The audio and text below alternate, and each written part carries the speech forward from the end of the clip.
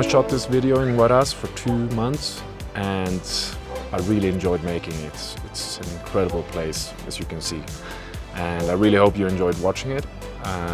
It took a little bit longer than expected because I did the 10-day trek, Huayhuash, like the highlight of Peru, and on the last day a condor took my drone, so I kind of had to buy a new drone,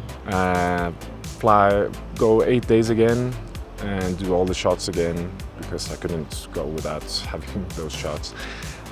So my favorites are Huayhuash, 10 days, Santa Cruz, 4 days, incredible trek as well, incredible views. You have the Laguna 69, which is a really famous one, a bluer lagoon you will never see in your life, it's incredible. And Laguna 513, it's incredible. The trek has so many different things, snow-capped peaks, glaciers, jungle-looking trails, and an incredible lagoon. So those 4 are probably my highlights, but everything you see in this video is really amazing, so I recommend all of it. And if you want to do any of these treks yourself, just let me know in the comments and I'll get back to you and help you realize your own adventure. So thank you so much for watching, and see you in the next one.